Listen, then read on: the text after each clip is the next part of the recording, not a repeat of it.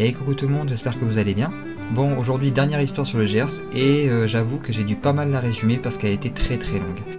Donc si vous souhaitez la découvrir en entière, le lien sera disponible en description pour que vous puissiez aller la lire, mais en attendant, je vous propose de la découvrir avec moi dès maintenant.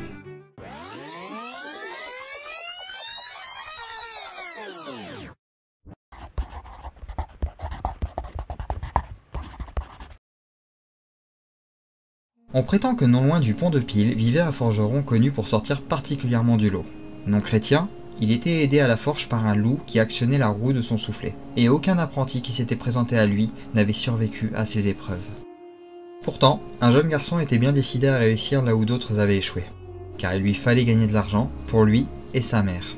Ainsi, il se présenta auprès du forgeron solitaire et parvint tant bien que mal à surmonter ces épreuves. Le forgeron le reconnut alors aussitôt comme son apprenti officiel. Seulement, l'homme insista sur un point. Il ne devrait pas vivre avec lui, ni manger en sa compagnie, ce qui intrigua le garçon, curieux de connaître les secrets du forgeron. Il le suivit donc un soir alors qu'il s'éloignait de sa forge pour rejoindre sa maison. L'apprenti fut alors surpris de découvrir que l'homme avait une fille qui se nommait la Reine des Vipères, et qui en plus imitait le cri d'un grillon pour l'appeler. Cette dernière avoua alors être tombée éperdument amoureuse de son apprenti, et l'homme lui promit un mariage dès que les deux jeunes gens seraient en âge pour cela. Ensuite, le forgeron s'éloigna et gagna le bord de la rivière, toujours sous le regard caché de son apprenti. Le spectacle qu'il vit alors lui coupa le souffle, quand le forgeron se changea en loutre alors qu'il retirait sa peau pour la cacher dans le creux d'un arbre, avouant à demi-mot qu'il devrait la retrouver au lever du jour. Car oui, le forgeron était maudit, condamné à se changer en loutre, et s'il oubliait une fois de remettre sa peau d'homme, alors loutre il resterait. Le temps passa, et l'apprenti resta fidèle à son maître. Au détour d'une mission, il rencontra même l'amour et une promesse de mariage fut scellée. Mais le forgeron ne l'entendit pas de cette oreille, et un jour, il dupa le jeune homme en le droguant, et l'enferma dans sa forge pour le forcer à épouser sa propre fille. Jamais l'apprenti ne céda, même lorsque la Reine des Vipères elle-même venait pour le convaincre. Il souffra 1000 maux, sans jamais faillir à sa promesse initiale.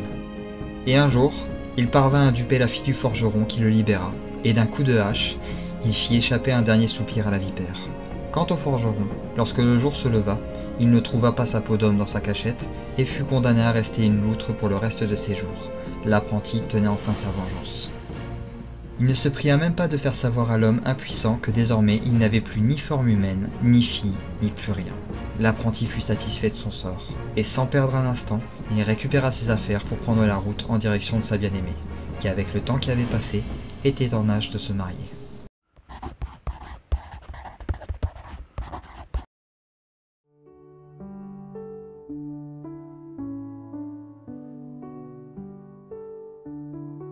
Voilà qui met fin à cette série d'histoires dans le Gers. J'espère qu'elles vous auront plu, et je vous retrouve très bientôt pour une nouvelle série de vidéos. Nous irons un peu plus haut en France cette fois. Et j'ajoute au passage que nous en sommes déjà à un quart de notre voyage dans les contes et légendes folkloriques de la France, ce qui est déjà pas mal. Évidemment, des évolutions sont encore à venir sur la chaîne, j'y travaille quand le temps me le permet, et une petite surprise est en approche, mais je ne vous dirai rien de plus. Quoi qu'il en soit, je vous donne rendez-vous dans la prochaine vidéo. Prenez soin de vous, et à bientôt.